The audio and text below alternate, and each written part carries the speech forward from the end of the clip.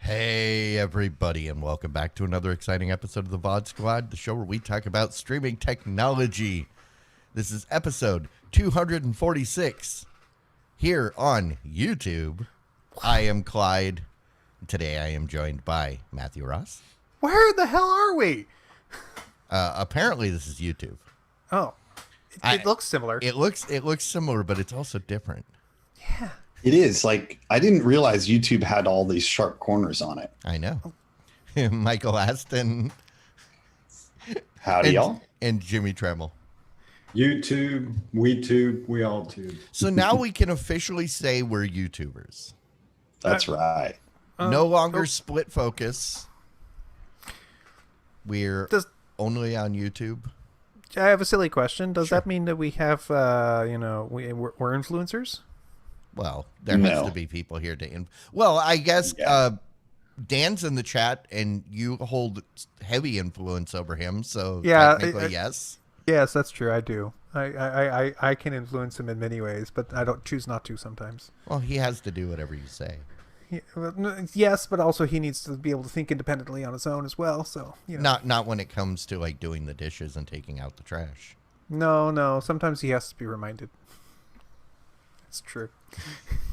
He doesn't get to make up his mind about that one. How you guys doing? Other than the harsh, The or startling rude contrast awakening to our to normal home.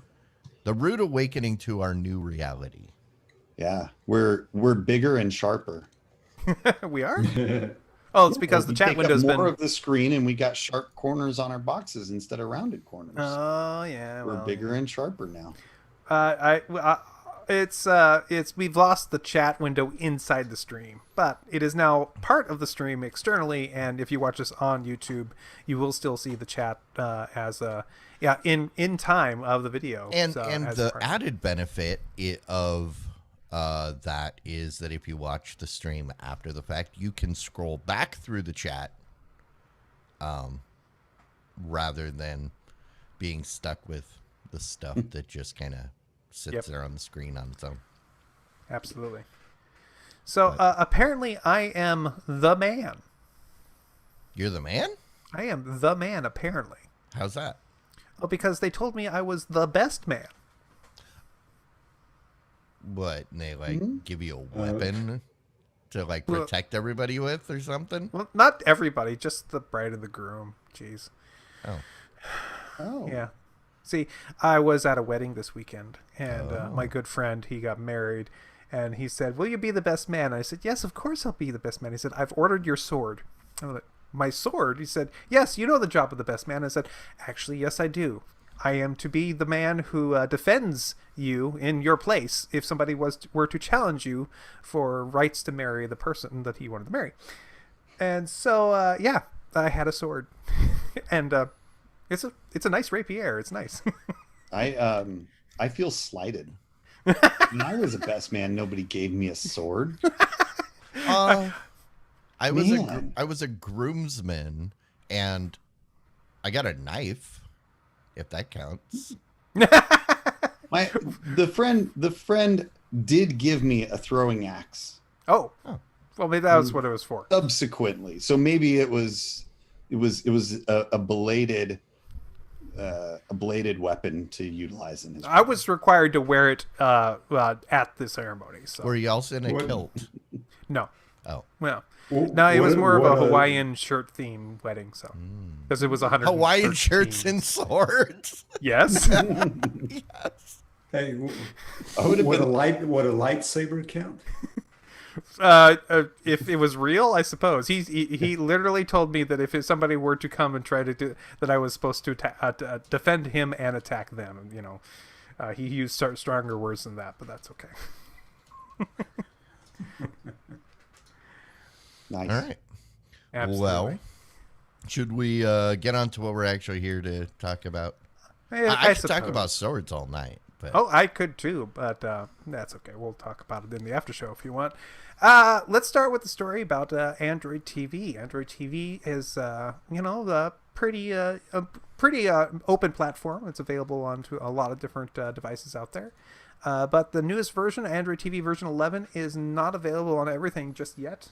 But those people out there at the Lineage OS have been taking that open source project of the Android and moving it over so it works onto the some new platforms, including the two devices that were made available by Walmart. The On Stick and the On Box have both been published. The Lineage OS 18.1 builds that will run, and the newest version of Android TV at version 11. So with a little bit of hacking, a little bit of patching, a little bit of booting your own version and of your own operating system, you can run the newest and latest operating system on those fairly inexpensive Android boxes. That's cool. We talked about a while back that majority of Android TV devices are still on 9.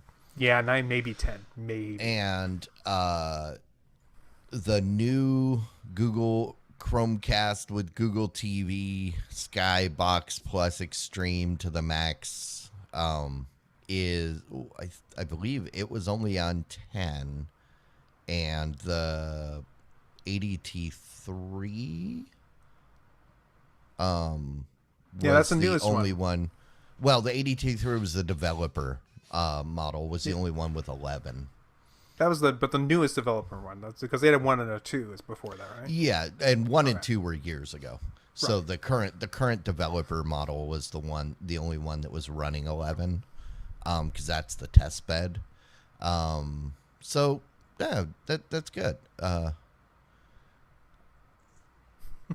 Awesome. Yeah, it's nice to see. I love this is one of the reasons I love open source software, is because when it comes down to it and you find the thing you wish it would do, and you're thinking to yourself, man, if only there's probably other more dedicated, more hardware savvy and software savvy people out there who are thinking the same thing and have already planned or outright done the thing you were thinking you wish you could do and made it happen because it's available to be done.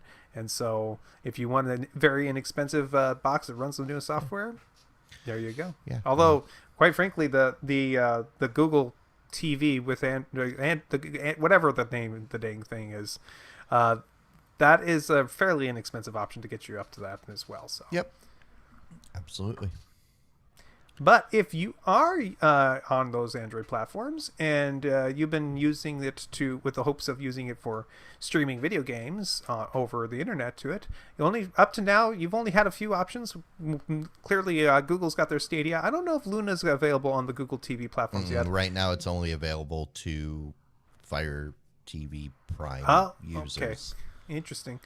But the Xbox Game Pass devices, there has been an Android version of that app, which allows you to play those games on your phone or tablet.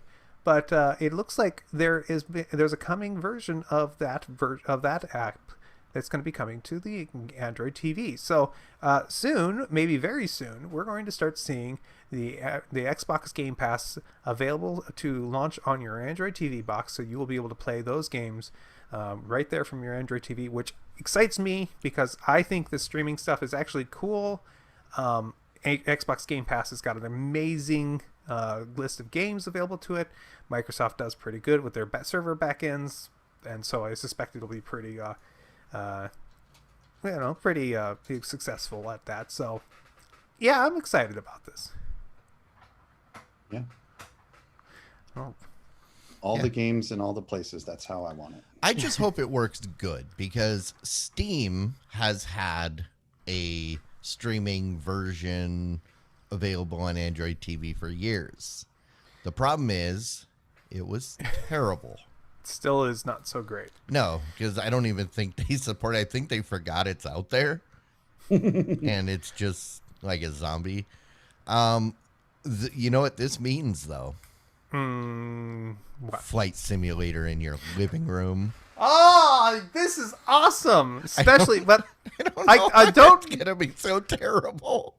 No, this is exactly. I want to stream for Flight Simulator because Fright Simulator is a ridiculously sized program. Fright Simulator? Yeah, I would totally stream Fright Simulator. Did I say Fright Simulator? That's a cool thing. Yeah, somebody should make that a title. Yeah.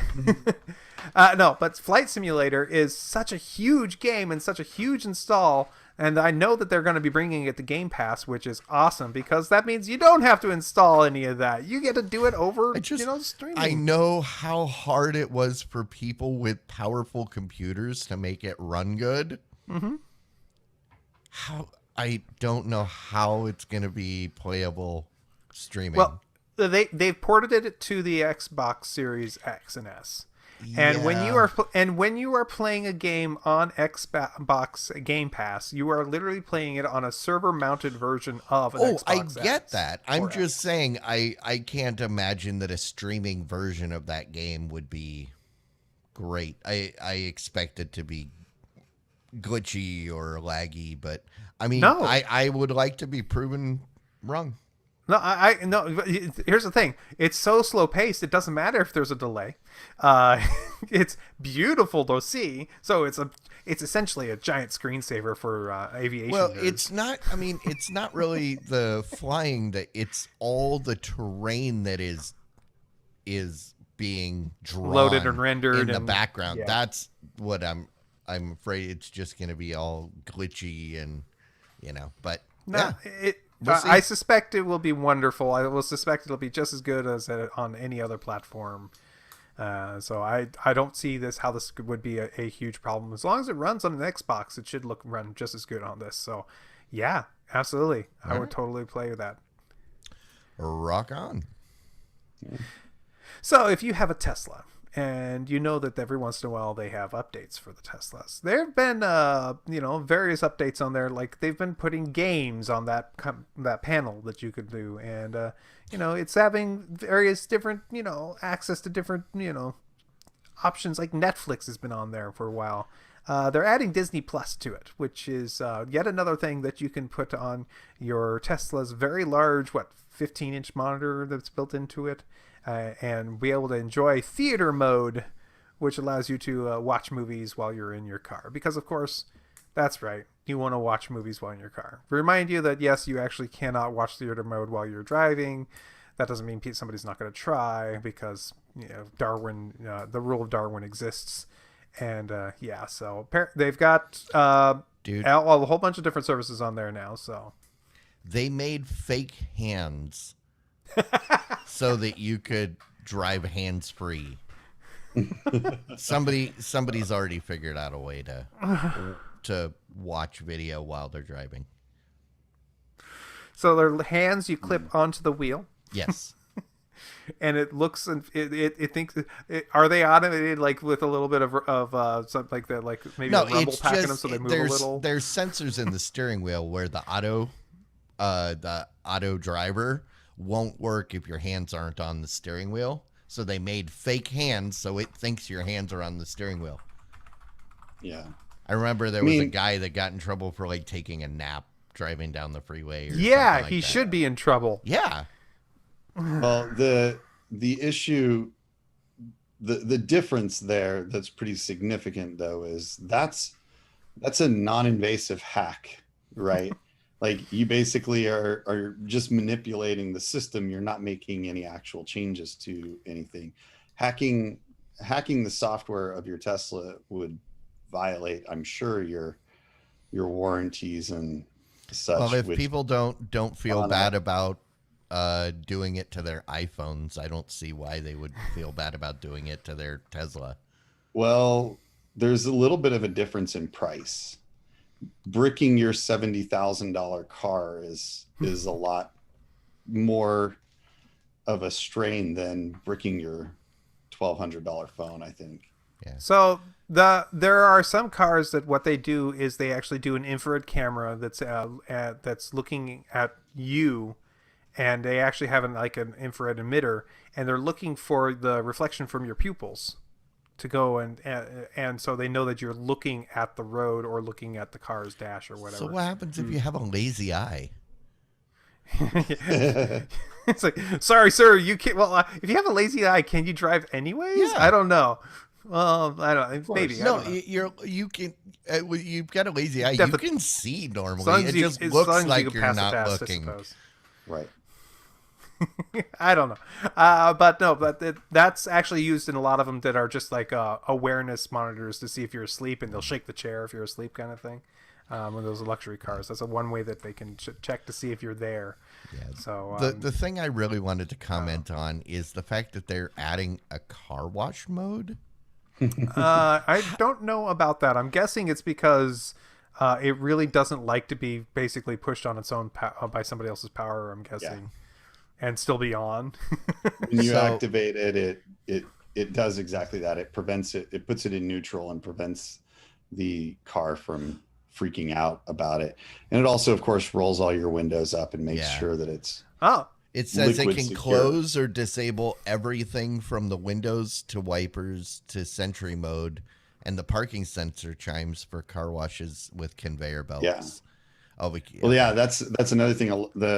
The automated wipers that auto sense rain and start going, so that would be problematic too. yeah, because they get ripped off by the by the something Yeah. inside there. Yeah.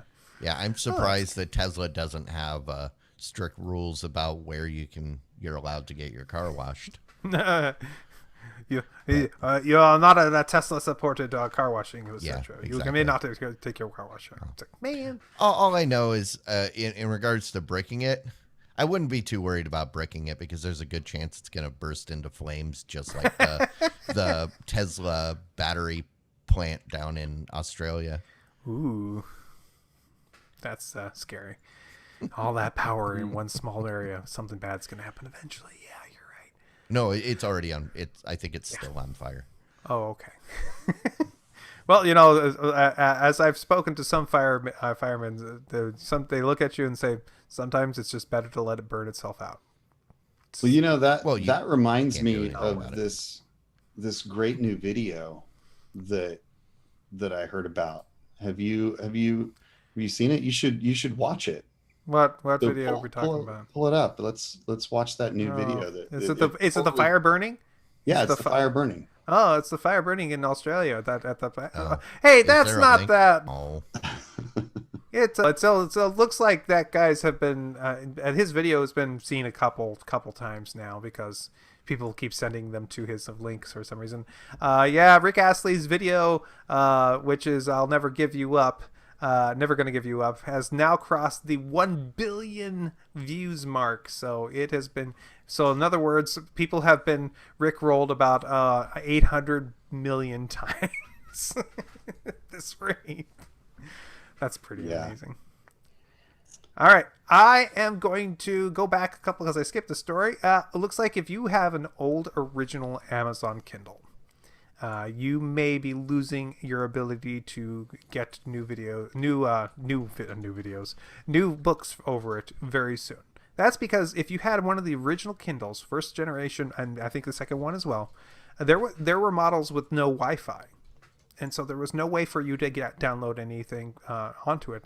The only ways you could get it is either through a USB connection, which would still work. It's still going to work if you're going to do that.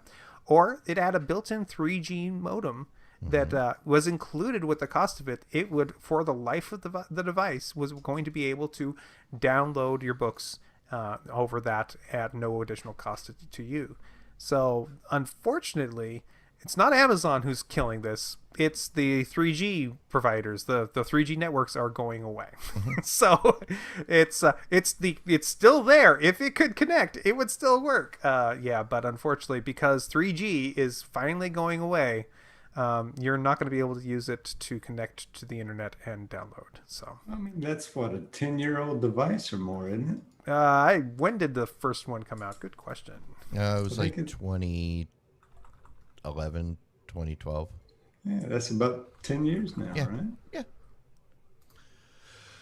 So, And it's I not mean, like it's not Amazon that's saying we're not supporting your device Yeah. anymore, it's which is just that cool. the wireless technology has evolved since then. Yeah. The first one came out on 2007. Oh, okay. So it's almost 15 years old now, which is pretty awesome. And back in 2007, 3G wasn't even everywhere. No. iPhones didn't even have 3G. They wouldn't for like 2 years. Yeah. No, it was the next year. But yeah, the first model did not. Yeah, it's the silverbacks. Ooh, if you've still got a silverback, Would that be a things were Gorilla phone? chunky. Yeah, that's what they called them. They had Oh, that silver. but the Silverback didn't even have Gorilla Glass. No, it didn't. Should have. All right. Well, let's see. Back where we were here. Amazon has got their Fire TV Cube, and if you have been wanting to use that device to hook it up to display and hook up to a Zoom meeting call, you may now do that. If you have the Cube, you'll have to get the correct adapter because I believe the back of the device does not have a USB. You'll have to get a micro USB to USB adapter in order to make it work. But you can do that and hook up a compatible camera, and then you can use your big screen TV and the Cube in order to access and use your Zoom calls. So this is obviously the kind of thing that people have been wanting to do for because a lot of the distance use has been Zoom's been big this year, and so yeah, absolutely, this is now available to you on those devices. Hey, Michael, are you gonna do your next one on your big screen TV? You could. Just need an adapter. Could. I'd say you're the only one here that can, so I think you have a responsibility. Well, I'll tell you what. I will try it at some point, but probably not for this. Because if I did it, well, I mean, I suppose I could do it. Special report from our Amazon correspondent. Yeah, I could not next week, but the week after. I will try to do this. We'll be ordering a new Fire TV Cube by then. So when I get it, I can set it up in my office. Ooh. I can do it from my fancy chair. Cool. I am going back in history. It looks like it would be episode 105 of the VOD Squad. Maybe right about then. We made notice that there was a dispute on Dish Network with the HBO company, and so at that time they said that they were going to lose access to it, and you would still be able to access it using the external apps. Back then, I believe it was HBO Go and maybe HBO Now. But those guys but you would not be able to access the HBO network directly through the Dish network because of the dispute. You said 105? Episode 105. So that was what, 3 years ago? That would be October. So the dispute began on October 31st in 2018. Yeah. Yeah. So they just fixed this, guys. You can now get HBO on your Dish Network box. Isn't that great? Oh my. I mean, I think the impressive thing is that we have enough shows under our belt now that we can reference ourselves as I didn't open the notes yet. I just did it by date, so I might be a little off. But anyways, yeah, that's I have no idea why that took so long, and I have no idea why. And at this point, almost nobody cares because Dish Network is probably such a small piece of the market now, and everybody's moved over to moved over to using something like HBO or HBO Dish, Max. Yeah, Dish. What are they? Is anybody even subscribed to Dish? Dish is getting their money from Sling TV. Yeah, but unfortunately, if you are on Sling TV, the new deal that they got to get it on the Dish Network doesn't cover the people who are on Sling TV. You still can't get it if you're on Sling. Yeah, but that was my point: is who's going to benefit from this? Because the 4 people still having their Dish that want HBO. There are people who have been like angry about this and are very happy to have it back. See, I remember this conversation because I believe I was confused at first why HBO would be held out from their own company because I was confusing them with DirecTV. Mhm. which would be funny if HBO wasn't available on DirecTV. But not would be funny, but not unheard of. Yeah, congratulations. Yeah, better late than never. Hey, so guess what? Um, sorry to say, but looks like Google's at it again and dropping support for their various hardware again, making it difficult for those users out there. I can't believe they do this again. Jeez, Google, get a grip on what you're doing here. It's horrible. So they're dropping how bad support is for it? you to be able to log in on your Android phone running Android version 2.3.7 or earlier. Jeez. What?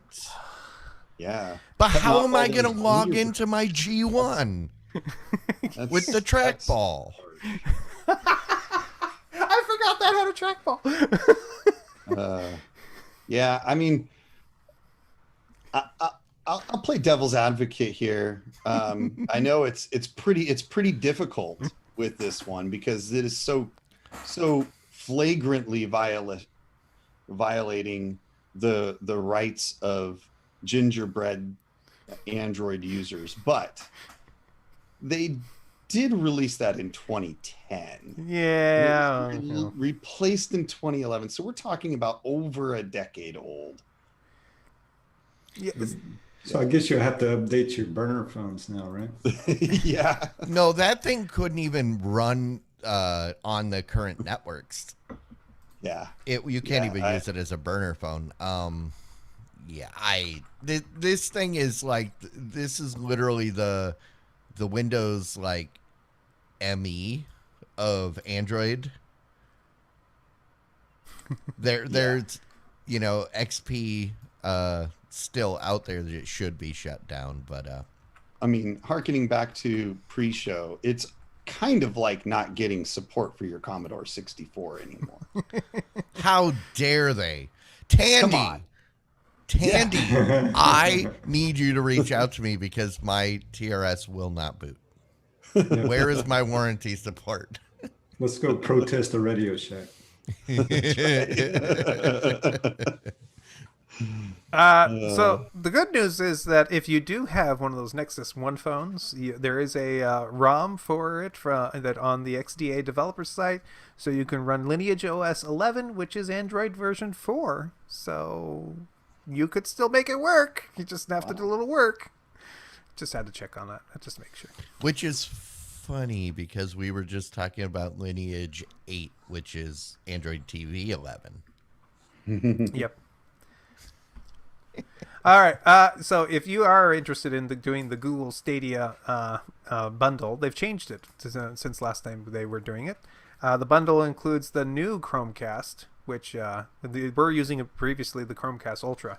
This one now includes the new Chromecast and a remote for it. So it's this the full package, and it provides you with the controller.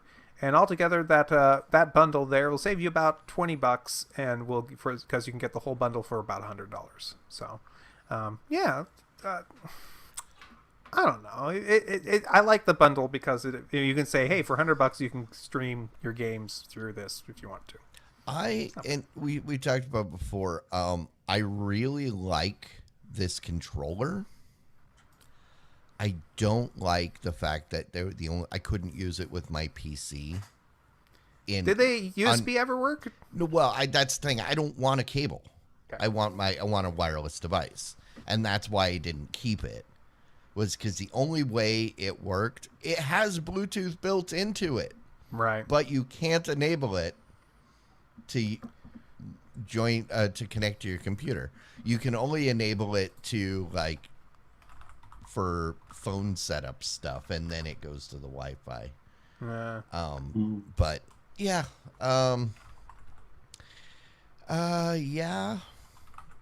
that's $20 off the regular price. It's the same bundle. I don't know why they're calling it a permanent bundle, Chromecast and Stadia controller bundle. Well, What because is permanent? there were deals early on where when you bought the Stadia controller, you got the Chromecast free, but those were special promotional prices. And now they're saying you can always save $19 when you buy the pair of them together. Yeah, but I just mean it was always a bundle. It was just a different price. My complaint isn't with the story, but with the person that wrote the story. Your title is terrible. Mm-hmm. That's all. All right. All right. Hey, YouTube Premium is pretty awesome. I like it because I don't have to get those darn commercials on YouTube. I love that. Also, it gives you other perks, like gives you access to some of the previous premium videos, at least it used to. I don't think it does do that anymore. And it gives you access to other cool things like now YouTube Music and things like that. Mm-hmm. So in Europe, they're providing a new way for you to get the premium. They're calling it Premium Lite, and it is just the YouTube without ads section of YouTube. So would the slogan be "looks good, less filling"? Sure, or streams good, less filling. How about that? Jimmy knows what I'm talking about. Yeah. I got the reference, Clyde. That's good. Tastes good, less filling. That's what there was, right? Mm-hmm. No. So this is going to cost. Right now, they're only testing it in Europe, and they're charging about half. So normally, it's a little more than half. Normal price is £12 or euros, and this newer lower price is €7. So it's only ads, right? The only difference is that it prevents you from having to watch the ads on YouTube proper, and it doesn't provide you with any of the other things. Yeah. So my question is $8.32 worth the no ad experience? Yes. Well, right now when you can get it with an ad blocker for free. Yeah. See, I took Clyde's advice and just got the ad blocker. I agree. The ad blocker does a great job. The ad would have run. No, you just watch it. It just plays. It just drops you straight in the video. Yeah. I thought I was getting. That's why I thought I had premium for so many years. Yeah. Luckily, YouTube has designed their player so that when it doesn't see the ad, it doesn't try to give you an error or anything. It just goes ahead and says, "Well, we weren't able to play the ad. Just get you straight to the video," which essentially makes it when you block the ad, you just skip all ads and get straight to the videos. Go ahead. Oh, I was just going to say, yes, you were cheating the channel out of monetization if they are monetizing, but less and less people are monetizing on YouTube anymore because of company craziness practices. of YouTube. Yeah. So I don't feel bad about it. I, in the meantime, do feel like for those who do actually want to earn money for putting things on YouTube, I'm okay with paying for it because also I get all the other perks as well. So I have no problem with that for now. But this is a good option. I hope it comes around to everybody and becomes something we can get here in the States. When we get to 1,000 subscribers and we can actually monetize our channel, maybe my opinion will change. But until then, I don't feel bad. Yeah. I mean, so here's the thing. Right now, I am paying, I have no clue, honestly, but I'm guessing about $15 a month for YouTube Premium. So that, and here's where it really matters to me, because I watch it on a lot of TVs and devices where I can't put an ad blocker on it, right? Yep. Oh, yeah. Phone, TV stuff, granted, obviously I can on any of my computers, but I can't on the TVs and stuff. So I'm paying for that because my whole family gets to take advantage of that. So I think it's worth $15 a month. In my opinion, the YouTube Music is honestly completely meaningless. I use it because it's there and it's free and it's well, it's not free. You're paying for it. Well, it's included with what I was paying for anyway. It's part of the bundle. So in my mind, it's free because I'm not paying for that. I'm paying for the ad free. But here's the main reason I actually use it on my phone is simply because the YouTube experience on the phone intentionally tries to filter out music. right? Like it doesn't surface music recommendations and videos that you watch, whereas and they reserve that for YouTube Music. So that's an annoyance for me. If I switch to this, I would be happy about that because it would save me $5 or $7 a month or whatever. But the two caveats are, do I still get multiple accounts with it? And are you still filtering out all the music on my YouTube on my phone and stuff so that it's hard for me to find music on the phone? So if those two things aren't there, I'd still just keep paying the $15 a month. It's interesting. I'm glad they're playing around with other features and options. And if it ends up saving me a few bucks a month, or hopefully I'll realize that it's an available feature and I will actually save the few bucks a month. Right. Because we'll probably let you know if it becomes available. We'll let you know if it becomes available here. So yeah, thank you. Looks like the current testing has have almost all the features, including the kids mode, works on the TVs and all that. So it's effectively got all the features. One of the things it doesn't let you do is get it the download feature. Apparently, that's something that you would have to have the full premium for. But that's not bad. They have tools out there that'll let you download videos if you really need to. Hey, so Apple TV has has awesome movies on it, just like everybody else. And there's a way you could watch it on all kinds of different platforms now. It's available on things like your Roku or your Chromecast with Google TV and smart TV apps. It's a pretty cool service, like many others, but it's by Apple. So you would think that would be like maybe one of the best services out there with the best quality. And maybe all the problems wouldn't be happening on it. Well, for the past month, several users have been dealing with a problem with the movies that either they purchase or they rent are streaming with no audio. So as of right now, there has not been much word from Apple about the problem for a month, which actually sounds a little bit like they're Apple watching it wrong. And I say that because if you remember back about 3, maybe 4 weeks, HBO Max had this same issue, and they said it's an HBO issue. It is not an Apple issue because HBO had switched to a different audio codec, and they had the same exact issue. Now it's affecting actual Apple stuff, which I think is hilarious. So should I ask for a refund on my Charlie Chaplin movies? Yes. Oh!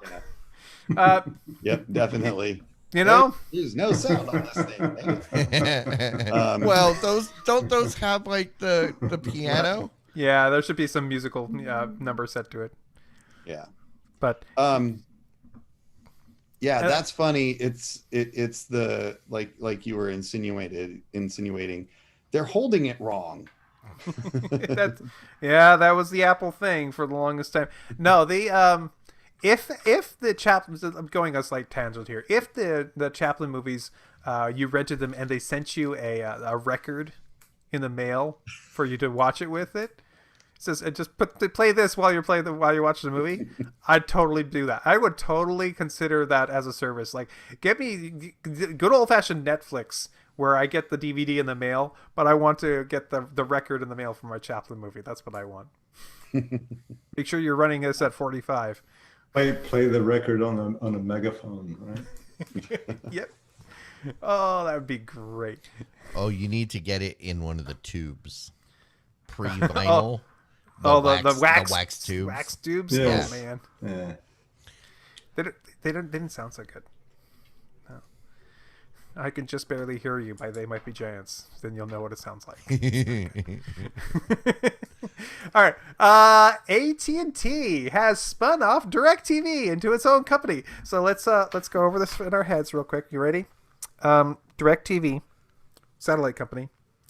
DirecTV Now, streaming company.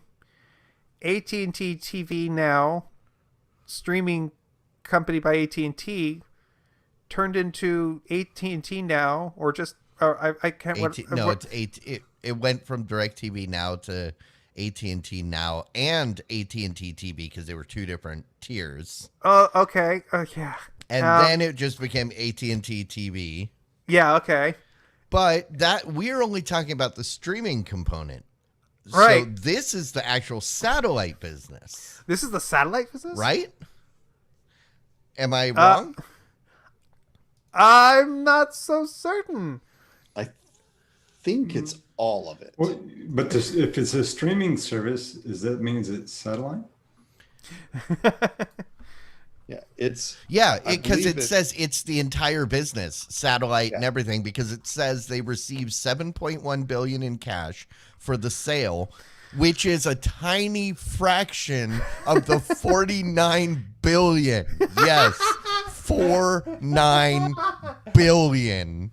It originally paid when it purchased DirecTV back in 2015. Well, in their defense, they are only selling 30% of it. So they're keeping, but still, they're keeping 70% and spinning it off. They're keeping, or they're selling 30% of it because they already lost 40% of the DirecTV's original subscriber numbers. Yeah, so they're basically selling $15 billion of what they paid for $7 billion in cash. So it's it's about half what they paid for that portion of the company, but it's not as bad as it looks, because it looks like it's 1/7, and in reality, since they're only selling 30%. What is AT&T gonna look like here? Because so they spinning off DirecTV. Warner's already leaving because Warner's gone to go make TV babies with Discovery. It's gonna be just a cell phone company again. Well, they still own NBC, right? Do they? Yeah. Or I don't know. I'm thinking of Comcast. Comcast owns NBC. Owns them. Yeah. No, they're going to be, wireless, and then, they're still going to do the internet service and all that. They're like, we can get back to our original mandate and be a terrible internet provider. They can go back to being American Telephone and Telegraph. Yeah, I would like a telegraph, please. But I mean, they're keeping ownership of some of these companies so that they continue to get revenues from them. But they can focus on being a utility, and they like that pure monopoly world where they have complete control of things in certain places. At least they don't like the stuff where they have to share power. I'm interested to see how it goes. I mean, I am a AT&T stockholder, right? And so when they spin off Warner Media, I'll get part ownership in that as well. So I'm going to hang on to it and see what happens there. Very cool. Yeah. All right. Hey guys, do you like Spotify? I used to. Do you pay for it, or do you use the free version? I do, and I continually considering changing that. Spotify has their paid for service, which gives you access to their vast library of various music available to them with no ads, and they have a free version that has ads. Makes sense. Yeah. They really want to convert those no ad users into those free accounts into paid accounts somehow. So Spotify is testing a way to turn the screw just ever so slightly. How would you like to not be able to skip a song? Well, except for when you want. You already can't. Well, when it's free, you can't skip songs. You can't skip songs? No. Well, what if you pay 99 cents and you could? Just for 99 cents. For one skip? That's I don't know. That's the way I read it first. It was like pay $1 to skip each song, but I must really hate those songs. That's what I was going to say, because after 15 skips, you could have gotten a whole month of premium. Yeah. There are songs out there I would pay $1 to skip, but I would just probably not use the service if that's what it. If you're not familiar, the way it works for free users is if you are on a mobile device, you can't skip songs, you can skip songs, but only so many. You've got a limited amount within a specific time frame, and you can't play specific tracks. You will say, I want to listen to this, and it'll give you can listen to an album in like shuffle mode. Or if you like want to listen to like a playlist, it'll be in like shuffle mode. What? That's insane. But that's on mobile. If you're on the PC, the only difference between premium and the free on a PC is that you get ads. That's it. And it's worth it. I think rather than charging them 99 cents, right? Yeah. I think they should just play Never Want to Give You Up every time they Yeah. So I found it. Free users can only skip 6 tracks per hour, and they have to listen to shuffled songs on albums and playlists. Yeah. Right. So that's similar to Pandora, that they allow 6 per hour with a max of 12 a day on the free. Okay. So here's what it is. So for 99 cents a month, you would still listen to ads, but you would get unlimited skips. Which, $1 a month, that's not bad. I'm paying $15 a month for them to basically tell me I can't scroll anymore while I'm driving because they buried everything I wanted to listen to under 12 pages of podcasts. Sorry, man. They totally need to split those out, make it a whole different tab or whatever. Oh yeah, absolutely. That's the way it used to be. But they're like, no, they're pushing. Listen to our podcasts. We paid lots of money for these podcasts. Listen to them now. And it's like there's this VOD Squad podcast that's constantly like, you never listen to this. Those guys are jerks. I would tend to agree. All right. More news about the cellular world. T-Mobile and Sprint are going to be shutting down their LTE networks, and it's going to happen next June, at the end of June next year in 2022. So you have about a year left of those LTE networks still being available to you. Really, LTE? No, LTE it's Sprint. It's Sprint's LTE. Oh, because T-Mobile Sprint became T-Mobile. Gotcha. T-Mobile's shutting down Sprint's LTEs. That makes more sense. Also, it's going to be turning off the CDMA network as of January. So that one's also going away.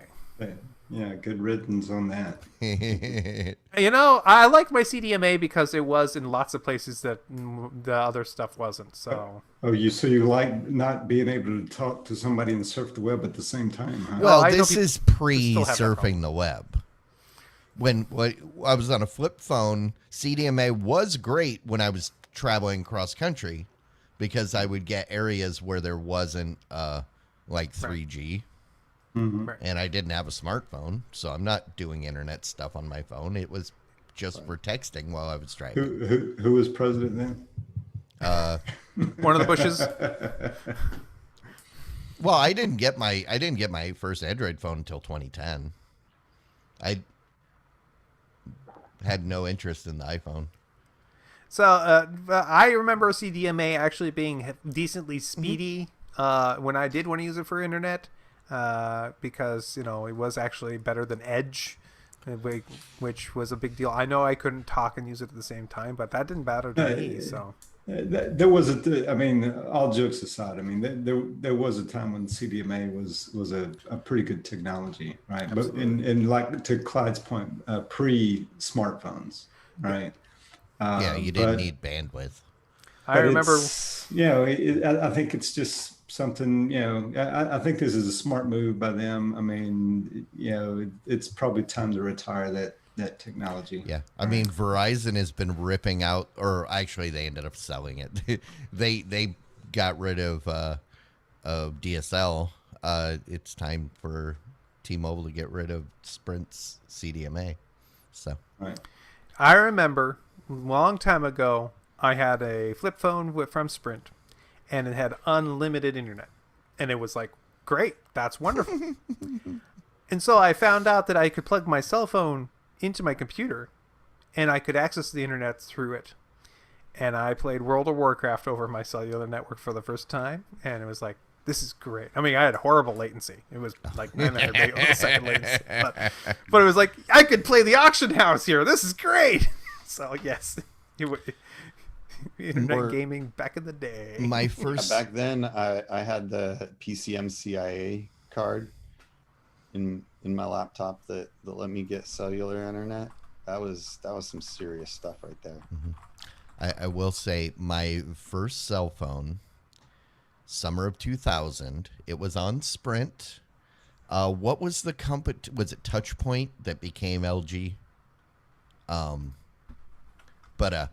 It was Lucky Gold Star. Well, Lucky Gold Star is LG, but their phones were called something before the LG. It was, I think, Touchpoint, but I may be wrong. But I had that phone. It was the most advanced phone. It had just come out. I could access the internet on that thing, which meant I could go in, type in the web page, and then wait for the page to load. And the page would time out halfway through, and it'd have to start all over and start all over and start all over. And eventually you get the page loaded, and it's like, not worth it. All right, where are we in stories here? Let's see. We got a story here about Vudu and Fandango now. Vudu was the streaming service slash movie service that was, I believe, being done by Walmart, if I remember correctly. And they decided they were looking for buyers. Looks like they've got Fandango. Happy to pick it up. They are going to merge together into a single program, and they will be now just known as Vudu. So Vudango. Vudango's not bad. That's not bad. I think they should have done that. That's a really good name, actually. Nah, this is good. I'm happy because there was a lot of people who did buy their stuff on Vudu, and I imagine what could have happened if that got dropped like a hot brick, and so all those people would have lost out unless they moved their movies over to something like Movies Anywhere. So I'm happy that the service is continuing on one way or another. And Fandango, it wasn't that popular of a movie pickup service, so it makes sense for these two smaller companies to combine. Fandango is the place where you buy movie tickets. Right, but and what do you do when nobody's buying movie tickets? You go out of business. Yeah, but they did go into buying your movies. They tried to diversify, but it was too little too late. And was it also Movie Phone had the Movie Phone guy, and and Movie Phone. Did Fandango buy them? No, Movie Pass bought them. Movie Pass bought that Fandango by the Movie Pass, the Movie Phone guy. Bought Movie Phone. Yeah, that was their big purchase, and then they went bankrupt and don't know where it ended up. So. And I on that, I think I finally got paid out on what my Movie Pass stock. Oh yeah, or my whatever the company was. You willing to share how much you got paid out? I don't know. Less than you put in? I think my account currently has like $15 to $20, which isn't bad because I think I only spent like $30. I bought like 30,000 shares or something because it was so far below zero. And I ended up with like $15 or $20, and there's $15 or $20 in my account. So I'm assuming that it just paid me out. It just disappeared. Oh well, the giant experiment failed. Oh well. Yeah, well, you know what experiment didn't fail? Last week, did we get banned officially? No. Oh, actually, that did kind of fail because we never got banned. What? No. I mean, all the crap we did? I think they don't pay attention to channels that only have like 3 viewers. No, our grand experiment over at patreon.com. Oh. Yeah, we had started the Patreon and some people showed up and they're still around. So I would say that's an experiment that's a success, right? I think so. Yeah. So if you're listening to this after the fact and you're thinking, I would like to be part of their experiment. I wouldn't mind being part of their beta test, should we call it? The beta test. Will people give us money? Just head on over to patreon.com/thevodsquad, and you too can be a willing participant. And on that note, why don't we get into some rants and some raves?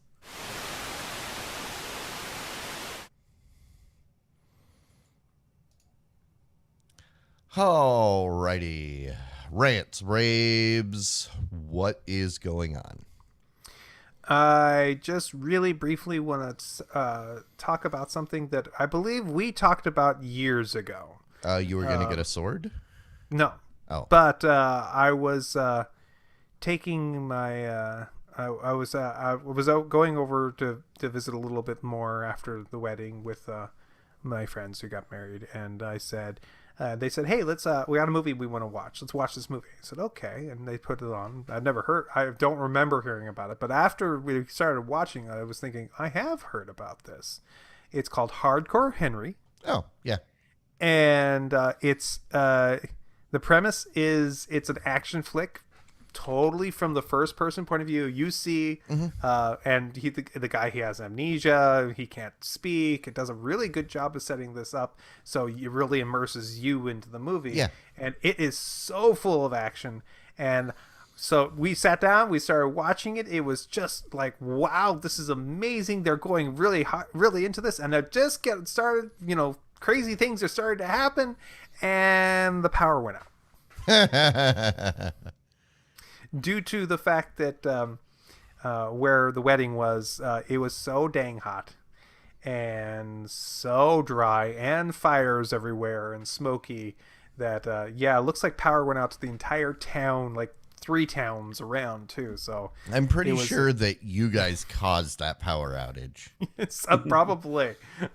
I don't know. All I gotta say is that was the first 15 minutes of that movie were intense, and I'm gonna have to finish that movie sometime. I just need to I'll have to watch it and figure out where to watch it. So Hardcore Henry, not for kids, but definitely heavy duty. So last year I had mentioned Hardcore Henry in the fact that I realized the movie released a year too early. Because the way the movie is formatted, it would have been perfect for Quibi. Ah, that's right. But it is probably the thing that might have made Quibi successful had it been a year later on Quibi and not in the theater. And Quibi may have made it more successful because it was, I think if I remember right, it was technically a bomb it didn't do good in the theater. But no, that's too bad. Well, I just looked it up on Just Watch. It's for rent and for buy everywhere, but it's also for free streaming on Tubi and Pluto TV with ads. So I'll probably watch it on one of those. I don't know if you want to. I don't know if you want that movie to be interrupted by ads though.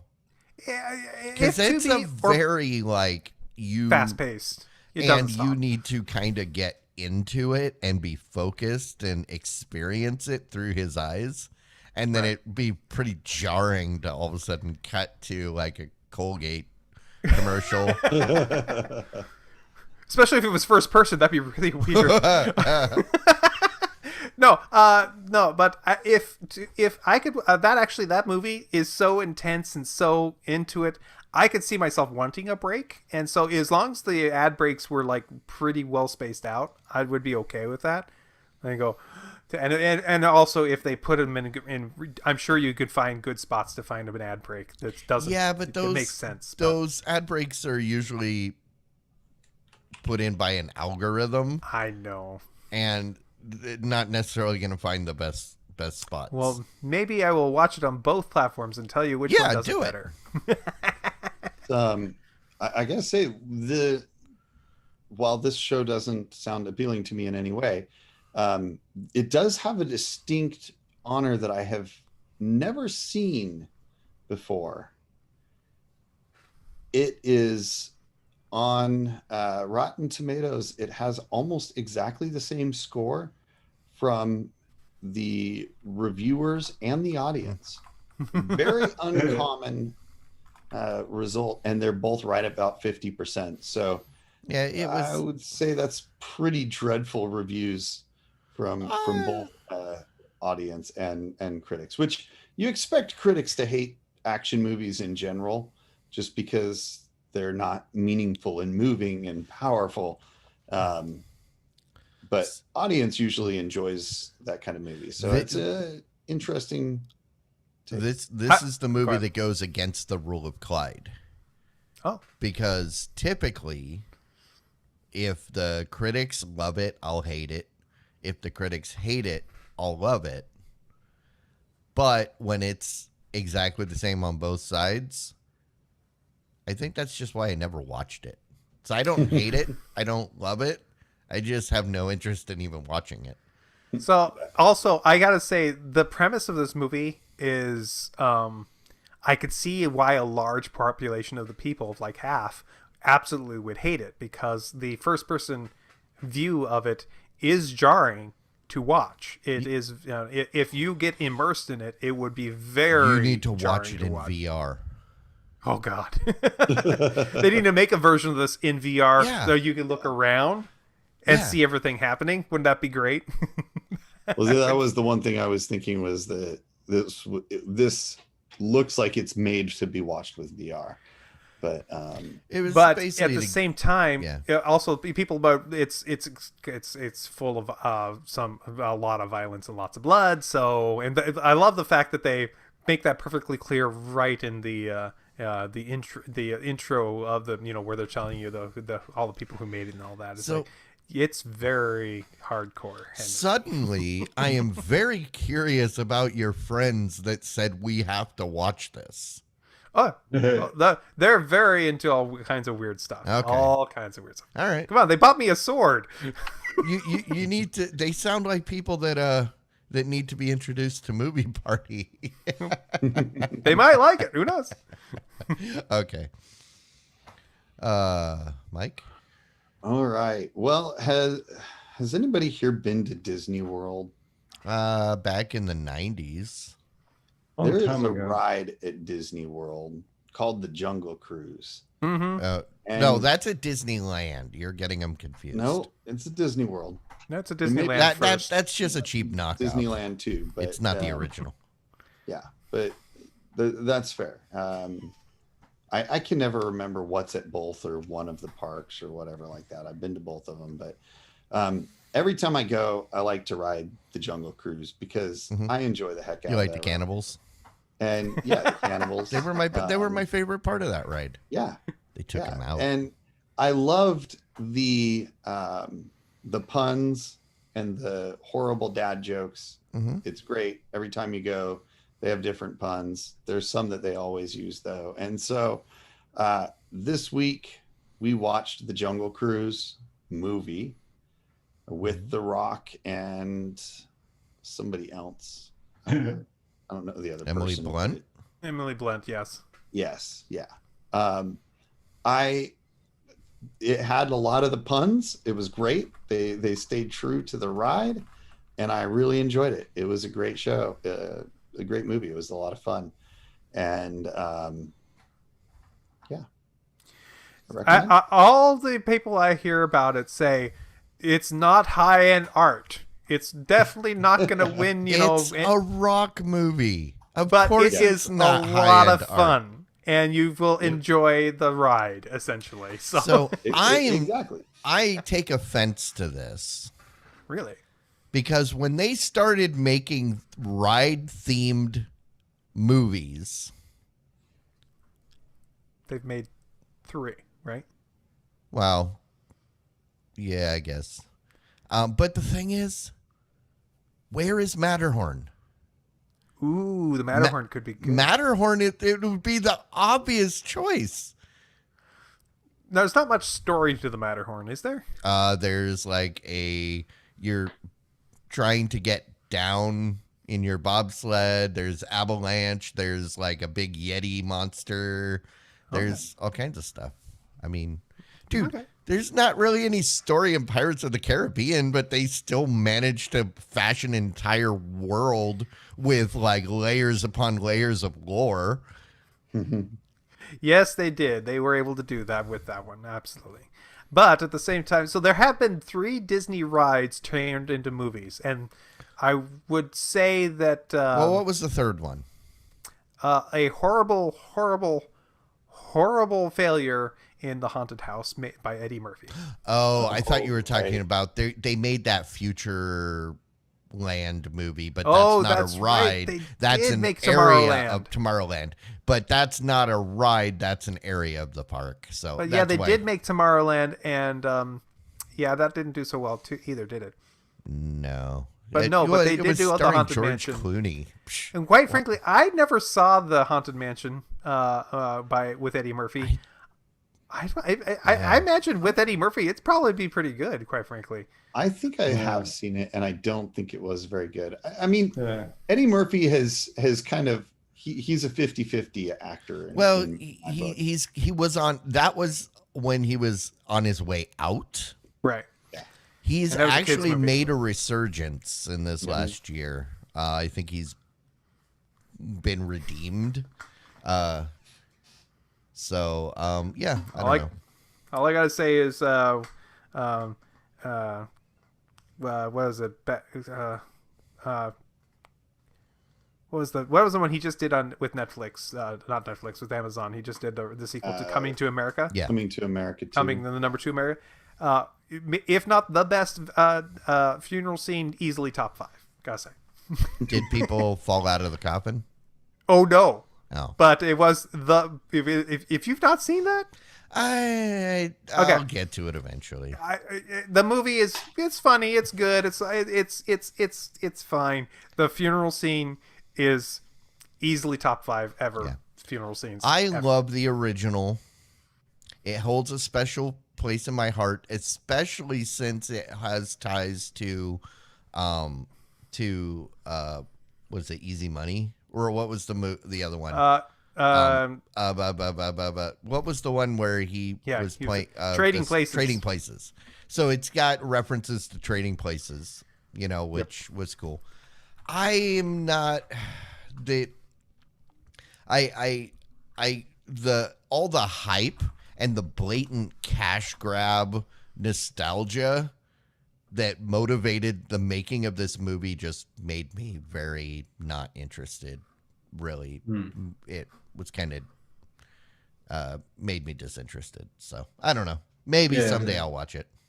Yeah, I'll probably watch it eventually too. I'm kind of with Clyde on that. I'll probably watch it eventually. But the original, I mean, the diversity of characters that both Eddie Murphy and Arsenio Hall did in the original one. I mean, I thought it was just great to see them do that many characters in a movie, right? Yeah, it was. I mean, it was entertaining. Yeah, it's another one of those that probably wasn't going to win any awards, right? But everybody loved it, right? And everybody watched it. I think it did, very well at the Well, and Darth box Vader office, was his right? father. Mm-hmm. That's the funeral scene, by the way. Oh. It's his funeral. Okay. Yeah. It's great. It is seriously. I loved it. Was there like little furballs dancing around and cheering? No. No. No. I don't remember what that song was that they were singing. Nub something. Yeah, John Amos was also in that original. Yep. Right, which he's no longer with us now. Right? Nope. All right. All right. Jimmy, That's what you it. got? Yep, I'll concur with you, Matt. It's a fun movie. Cool. So Yeah, so me and my wife last week, we got into the Netflix series called Heist, and Heist is an interesting docuseries that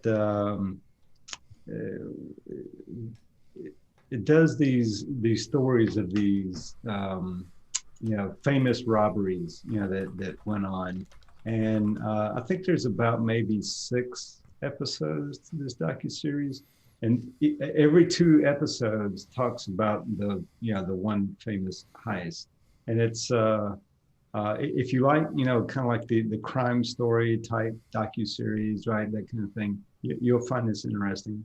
And this one was really good. The very first story I thought was the best, right? Very, very interesting story. It's a robbery that takes place back in the, I won't tell everything, but it's a robbery that takes place back in the early 90s, and and it went on for years. And they never did catch the people. And I guess that's I'll just stop there on what it's about. But but if you like the crime story docuseries type shows, no, you'll enjoy this one. And all this one was quite well done, right? We really enjoyed it, so I'd recommend it. Very cool. Rock on. Well, I don't know. This isn't really a rant or a rave. I've been meaning to ask for several weeks, but I haven't had the chance.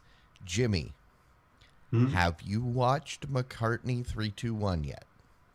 Yes, I have. As a matter of fact, if I hadn't missed the show that week, because I watched it the weekend that it came out. Oh, okay. Right? And I can't rave enough about that. I mean, that was just excellent, right? I mean, it was, interesting thing, about that is that, and Paul McCartney, and the Beatles have kind of done this kind of thing before. They did it back when they were famous. They would do kind of like these little mini documentaries, or sort of speak. They do the interviews. And they talk about how they came up with, their creativity and how they did things and all that. And then back, what was it, 20 or 30 years ago now, when they did the anthology project, right?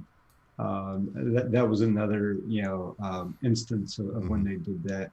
And now you got the McCartney 321, right? Where again, he goes out and yet even more stories that we haven't heard yet. Yeah. The creativity, that he and the Beatles and other artists that he carries on about in that series. Yeah.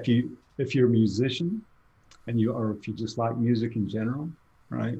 You definitely have to watch that one, right? Well, especially if you're a McCartney or Beatles fan. I was going to say, if you're a McCartney fan, because they do get into like Wings stuff. It's not specifically just Beatles. But it was one of those things where I watched it again when it popped up, and I was like, I don't know what it is, but I'll watch the first episode, and I dug it. I did realize, though, it's something I never even would have considered, but like when they were going through and like isolating like his bass tracks and stuff, I apparently there's some stuff he does and he's like, oh, I don't know why I did this, whatever. I'm like, oh, I do that. And then it was like, oh, I subconsciously was influenced by him in ways that I never thought, because it is completely, the part is completely counter to what you think of the Beatles. You don't even notice it in the context of the song. And it's like, oh. And then he that was when Rick Rubin told him, he says, well, you're more of a lead bass player. And that's always been my joke is like, oh, I'm the lead bassist, because I don't. Well, fun fact, about Paul McCartney, and he was the Beatles bass player. Yeah. Right. And just a quick bit about him playing the bass, right? He makes reference that I forget the artist's name, but he was the bass player for Marvin Gaye, right? He mentions him in this series, right? And was it Marvin Gaye or Little Richard? No, it was the bass player of Marvin Gaye, right? And when he heard that bass player, you mean he was influenced by? He was influenced by him for later stuff that he did with Wings, right? So and if you listen, and I never really put two and two together until he said it in that series, right? but you can hear when they showed that bit of where he was playing the bass. In my mind, I was like, okay, that's where he got that sound when he did Silly Love Songs, with Wings, right? So, but I mean, you could kind of see some of the stuff that he kind of or that the Obladi song is completely ripped off of was it wasn't who was it ripped off of? It's that other song. And it was like, oh crap, that's the same song. Let's just change this pattern a little bit. But yeah, right. But fun fact though, I mean, so Paul McCartney was, the bass player of the Beatles, and all the bass stuff you hear, or nearly all. I think maybe there might have been one or two songs where maybe either John or George Harrison played bass, but for the most part, it was always Paul. But everybody, you guys remember the song Taxman? Mm-hmm. So like the guitar solo on Taxman was Paul McCartney, right? It wasn't George Harrison. Everybody thought it was George Harrison that played that bit, but it wasn't. It was Paul McCartney. Yeah, I mean, when they played it live, George Harrison had to learn it, but sure. But yeah, but on the record, it was Paul McCartney. Yep. Yeah. So I figured you'd be all over it, and I was curious if you'd. Oh, another fun fact too. You're giving away all the reasons to watch the show. No. This has nothing to do with the show. Another fun fact about the Beatles. So you remember the song "While My Guitar Gently Weeps"? Yep. Right. So the guitar solos there was Eric Clapton. Oh yeah, is who it was. Yeah, they talked about that too. Oh, did they? Yeah. Maybe I missed that or something. I don't know. Yeah, and I will say my favorite Beatles reference that I like to refer to goes back to was one day in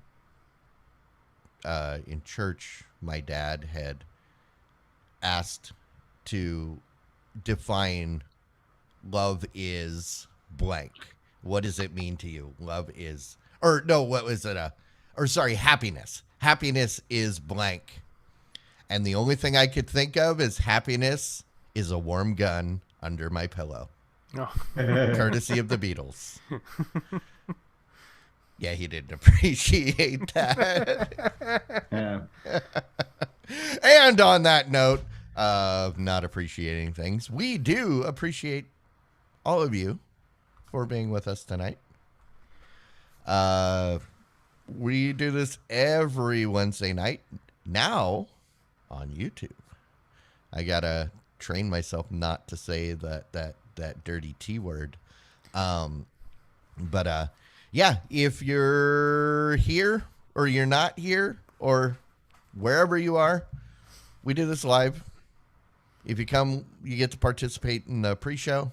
Post-show, yes, there is a post-show where we select titles that have been submitted throughout the show. Yes, you also get to submit titles if you're here. But if you can't or you don't want to be here, download the podcast. It's available everywhere the podcasts are available. On that note, thanks everybody. Thank you guys. Let's get out of here. Bye. Good night, everyone. Good night. Bye. Diamond Club hopes you have enjoyed this program.